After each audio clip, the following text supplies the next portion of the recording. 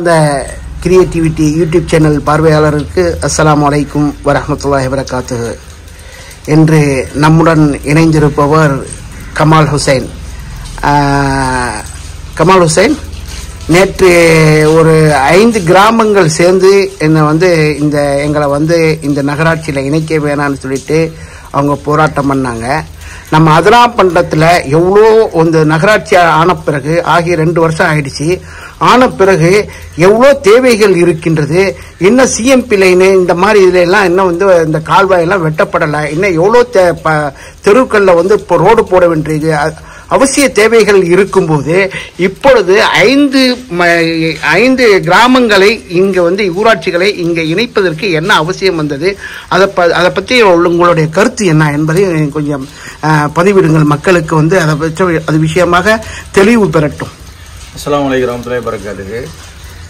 ஏரிப்புறக்கரை ஊராட்சி 1வது வார்டு பிலால் நகர் ஊராட்சி மன்ற உறுப்பினருடைய கணவர் தான் கமால் என்கின்ற நான். அதிகமாக பொது வாழ்க்கையில் தமுகவில் மற்ற இயக்கங்கள்லேயும் 13 வருஷம் பயணம் செஞ்சுருக்கிறேன். அதன் அடிப்படையில் பொதுமக்களுடைய வாழ்வாதாரம் மற்றும் அவங்களுடைய சிரமங்கள் பற்றி மிக அறிந்தவன் நான்.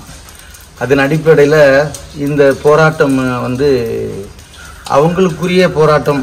அதாவது மிக சுருக்கமாக சொன்னால் பல தரப்புலையும் அரசியல் செய்யப்படுகிறது. ஒரு பக்கம் இணைக்கணும் அப்படின்னு சொல்லி ஒரு பக்கம் அரசியல் நடக்குது, ஒரு பக்கம் இணைக்கக்கூடாது அப்படின்னு சொல்லி ஒரு பக்கம் அரசியல் நடக்குது. இந்த அரசியலுக்கு மத்தியில் நம்ம ஊராட்சியை மட்டுமத்தி தான் நம்ம பேச முடியும். மற்ற ஊராட்சிகளில் நம்ம மூக்கு நுழைக்க முடியாது. ஏன்னா அதனுடைய ஊராட்சிகள் பற்றி நம்மளுக்கு ஒன்றும் அறியப்படாத ஒரு விஷயம். ஏரிப்புறக்கரை ஊராட்சியை பொறுத்த மட்டிலும் கிட்டத்தட்ட 43 ஊராட்சிகளில் பெரிய ஊராட்சி ஏரிப்புறக்கரை ஊராட்சி. இந்த ஊராட்சியை 2ஆக பிரிக்கிறதுக்கு உண்டான அனைத்து அம்சங்களும் பெற்ற ஊராட்சி தான் அந்த ஏரிப்புறக்கரை ஊராட்சி. கிட்டத்தட்ட நான் 23 ஆண்டுகள் ஆயிடுச்சு இந்த பிலால் நகருக்கு போய். எந்த அடிப்படை வசதியும் அரசாலும் அரசு அதிகாரிகளாலும் இந்த ஊராட்சி மன்றத்தாலும் செய்து கொடுக்கப்படவில்லை அப்படிங்கிறத என்னுடைய முதல் குற்றச்சாட்டு. இப்போ நான் 4 வருடமாக அந்த பொறுப்பில் இருக்கிறோம். பல கோரிக்கைகளை வச்சிருக்கிறோம். பல கோரிக்கைகள் பிலால் நகர் அடிப்படை வசதியின்றி தவிக்குது.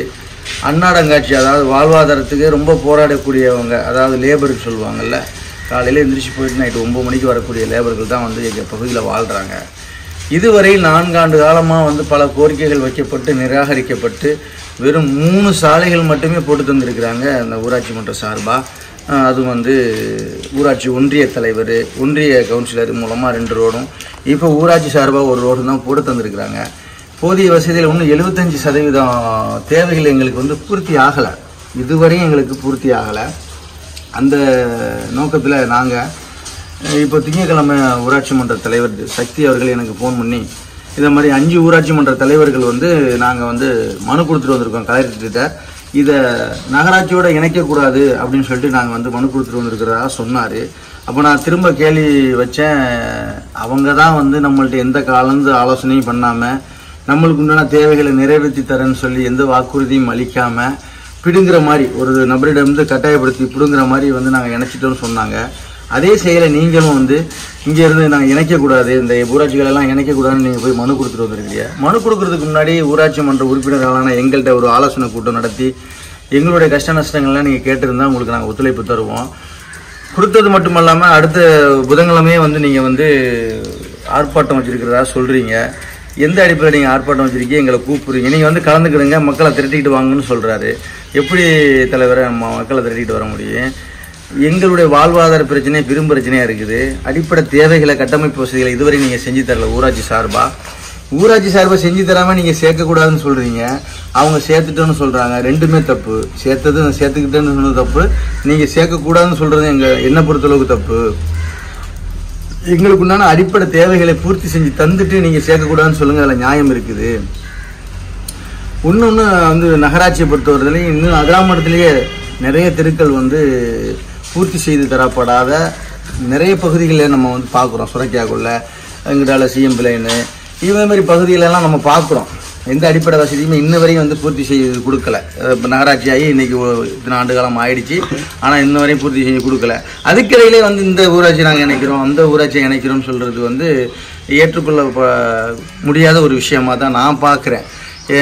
நான் இப்போ 2 பேரையுமே கண்டிக்கிறோம். எப்படின்னு சொன்னாங்க, நீங்கள் வந்து அதிராமண்டலம் நகராட்சி ஆக்கப்பட்ட பகுதியை பூர்த்தி செஞ்சு கொடுத்துட்டு அவங்களுக்கு உண்டான அடிப்படை தேவைகளை பூர்த்தி செய்து கொடுத்து விட்டு நீங்கள் வந்து மற்ற ஊராட்சிகளை கையகப்படுத்தி அவங்களுக்கு உண்டான மெல்லினமாக அவங்கள்ட்ட பேசி இது மாதிரி இப்படி சிரமங்களுக்கு மத்தியில் அவங்க வாழ்கிறாங்க, அந்த சிரமத்தை நாங்கள் பூர்த்தி பண்ணி கொடுக்கறதுக்கு தான் அந்த ஊராட்சியில் சில பகுதிகளை நாங்கள் இணைக்க முன் வர்றோம் அப்படின்னு சொல்லிட்டு அந்தந்த மக்களால் தேர்ந்தெடுக்கப்பட்ட உறுப்பினர்கள்ட்ட அந்த ஊராட்சி மன்ற தலைவர்கிட்ட மெல்லினமாக பேசி அதை காய் நகர்த்திருக்கணும். அவங்க நகர்த்தலை.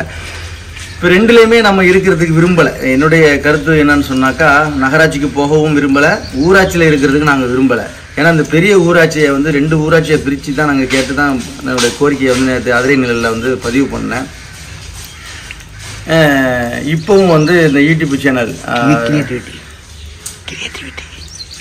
கிரியேட்டிவிட்டி யூடியூப் சேனலுக்கு வந்து காக்கா மன்சூர் காக்கா வந்து பேட்டி கேட்டாங்க, பேட்டி கொடுக்குறேன். இப்போவும் வந்து நான் வந்து என்ன சொல்கிறேன்னு சொன்னால், எங்களுடைய ஊராட்சியை, அதாவது ஏறிப்பிறக்கிற ஊராட்சியை 2ஆக பிரித்து எங்களுக்கு உண்டான அந்த உரிய பதவியை நாங்கள் பெற்றுக்கொண்டு அந்த பதவியின் மூலமாக எங்களுக்கு உண்டான அடிப்படை தேவைகளை பூர்த்தி செய்து கொள்வதற்கு நாங்கள் வந்து முனைப்பு காட்டுறோம்.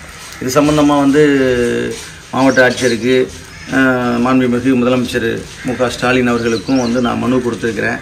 ஒவ்வொரு முறையும் நாங்கள் வந்து ரோட்டில் இறங்கி சாலை மறியல் பண்ணி தான் ஒவ்வொரு தேவையும் நாங்கள் வந்து பூர்த்தி பண்ணிக்கிறதுக்கு உண்டான நிலைமைக்கு தள்ளப்பட்டிருக்கிறோம். ரொம்ப கவலைக்குரிய விஷயம். இதுவரை 4 வருஷமாக என்ன செஞ்சேன்னு நீங்கள் கேட்கலாம். 4 வருடமாக இந்த ஊராட்சியிலேருந்து எப்படியாவது நம்ம பெற்று இந்த மக்களுக்கு உண்டான அடிப்படை தேவையை பூர்த்தி பண்ணி கொடுத்துடலாம்னு சொல்லி தான் நம்ம அனுசரித்து போயிட்டு இருந்தோம். ஆனால் அது வந்து நிறைவேறவே இல்லை. மேலும் வந்து இந்த ஊராட்சி பெருங்கொண்ட பெரிய ஊராட்சி, இதில் வந்து பிளால் நகர், எம்எஸ் நகர், கேஎஸ் லைன், சாணாவயல், சவுக்குக்குள்ள, காமராஜ் நகர் உள்பட வந்து இது முஸ்லீம் சென்று அதிகமாக வாழக்கூடிய முஸ்லீம்கள் தான் அதில் வந்து நாங்கள் அதிகமாக வாழ்கிறோம். இந்த ஊராட்சியை பிரித்து 2ஆக பிரித்து தெற்கு வடக்கு என்று ஊராட்சியை பிரித்து எங்களுக்கு உண்டான அதிகாரத்தை நாங்கள் பெற்றுக்கொண்டு அந்த அதிகாரத்தின் மூலமாக நாங்கள் வந்து எங்களுடைய அடிப்படை தேவைகளை, கட்டமைப்பு வசதிகளை செய்துக்கிறதுக்கு இந்த அரசும் மாவட்ட ஆட்சியரும் பரிசீலனை பண்ணி எங்களுக்கு பிரித்து தரணுங்கிறது தான் என்னுடைய கருத்து. நன்றி. Subscribe to Creativity channel, like, share and comment, and click on the notification bell so that you'll be notified every time we post a new video.